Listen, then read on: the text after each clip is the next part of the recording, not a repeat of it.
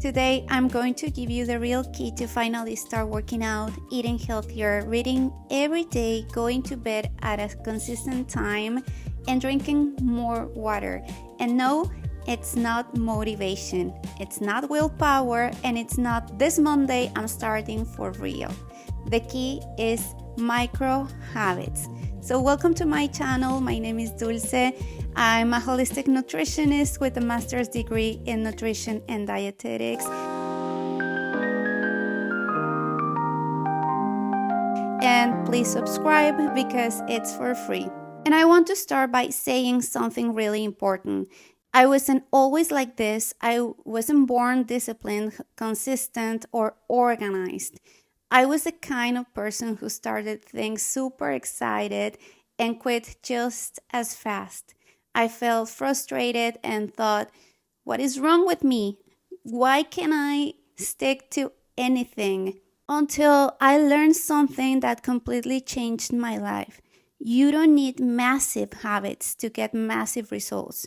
You need ridiculously small habits, but sustainable ones. And one thing first, I'm not perfect. I don't have my life figured out.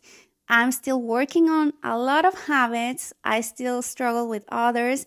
But what I'm about to share really changed the way I live now, and I implemented a lot of habits. And honestly, this is something I wish I had learned in my 20s. I didn't start doing this until my 30s, and it changed everything completely. The foundation, what actually makes a micro habit work. For a micro habit to work, it has to be easy, attractive, and attached to something you already do. For example, James Clear in Atomic Habits, this book that I really recommend to you, says, you don't need to rise to level of your goals. You fall to the levels of your systems. And one of my favorite lines from him says, every action you take is a vote for the type of person you wish to become. It's pretty strong. So this isn't about changing your life in one day. It's about voting for your future self every single day, even when something is tiny. So my micro habit number 1 is drinking more water, preparing the night before. Everyone talks about 8 glasses of water a day. I always failed at that. So my micro habit here wasn't drink 8 glasses of water at a time or just overnight. It was prepare my water the night before. I bought a cute bottle. I love it. And I fill it and leave it on my nightstand or in my kitchen. And I also prepared a glass of water with lemon and a pinch of salt or minerals for the next morning. So I just leave it there. And that changes everything because you're not relying on willpower and deciding and right away in the morning when you just woke up. You are relying on what's already there. Behavioral psychology studies show that when you reduce friction, when something is easier to start, you massively increase the change you'll actually do it. This isn't discipline, it's environment design. The micro habit number 2 is my workout clothes, ready the night before. This one was a game changer. So before I'd wake up and just thinking about finding leggings, a top, shoes, it felt annoying. I felt annoyed. Now I leave my full outfit ready. My leggings, my top, my sneakers, everything ready to go. And that removes one decision and fewer decisions, more mental energy throughout the day. Actually, James Clear says it perfectly. Make the good habit the path of least resistance. Make it easy, basically. The micro habit number 3 is buying cute workout clothes. I know it sounds superficial, but it's not. I started buying workout clothes I actually love that make me feel good. It's an investment, girls. It's an investment that I look in the mirror and I think, I want to move like this. I like the girl in the mirror. I'm gonna keep working out. That makes the habit more attractive. And when something feels good, your brain repeats it more easily. Studies on dopamine and reward loops show that when you associate pleasure with a behavior, you're more likely to repeat it. Not everything has to be suffering to count. So go and buy a beautiful workout outfit. Micro habit number 4, moving 15 to 20 minutes, even if it's not perfect. I used to do a lot, weights plus cardio every single day. And if I skipped one day, I felt awful. So the result would be burnout, and I quit for weeks. So my micro habit now became 20 minutes a day. Anything could be walking, mini trampoline, yoga, Pilates, light weights, a short YouTube video, whatever. Today, I work out longer and I take rest days, but it started tiny. I usually work out like 30 to 45 minutes, no more than that, but I try to stick to 20 minutes. That is in my mindset. And when I'm ready, I do it. So the loop is cue, routine, and reward. My cue in this case is I'm already dressed, my routine 20 minutes, and my reward could be my breakfast because I'm looking forward to prepare a good, nice breakfast.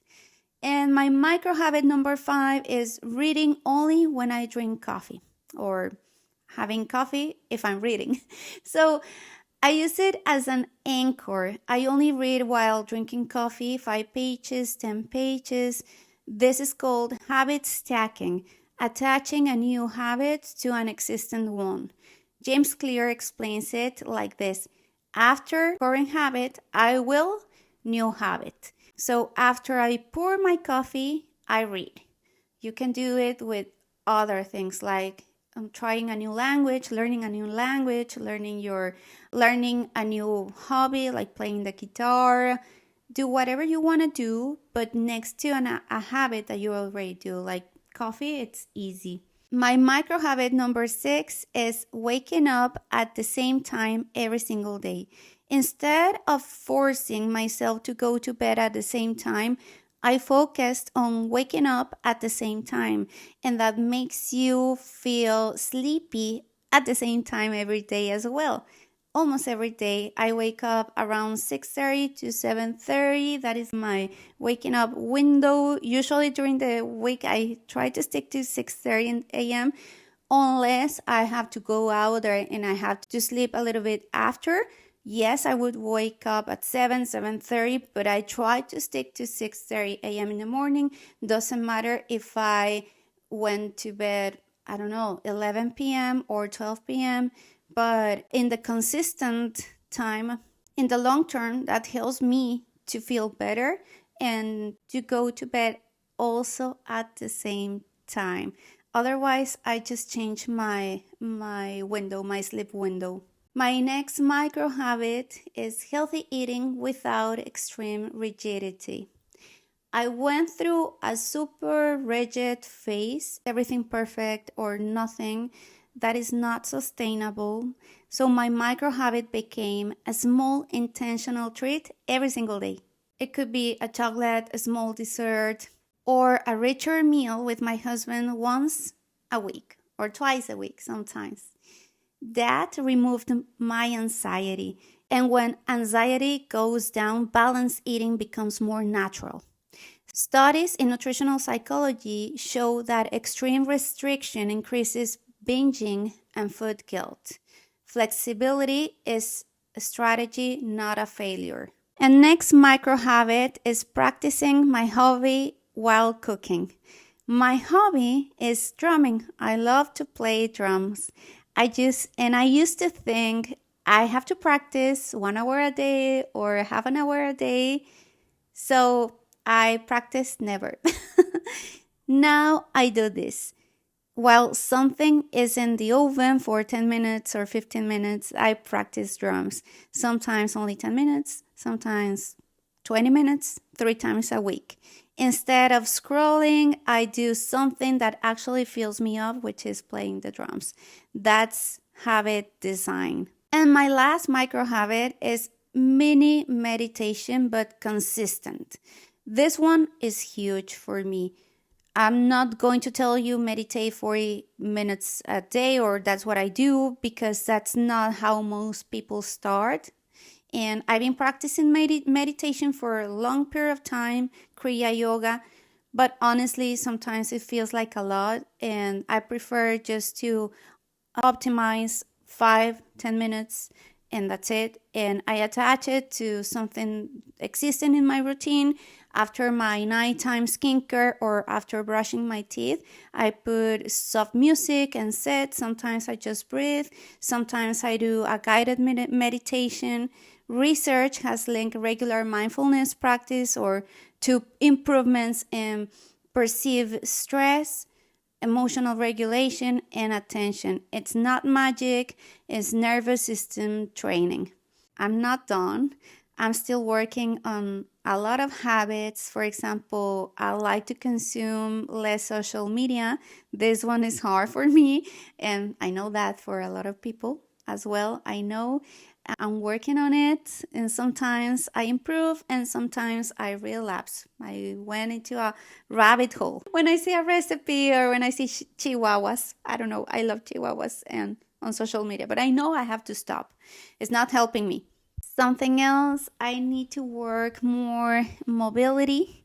I get injured sometimes because I don't work enough on my mobility, my flexibility.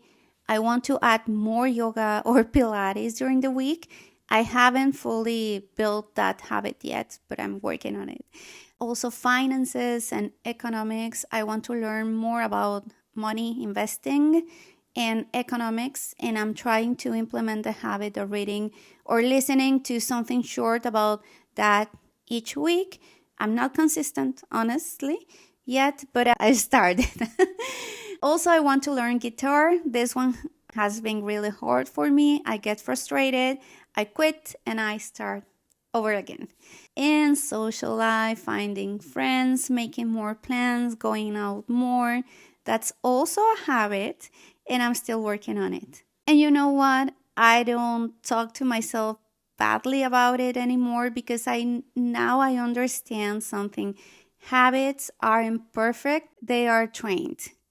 So let me know what are the habits or the micro habits that are working for you, that you are taking advantage of it. My final thought, micro habits are not silly, they're strategic.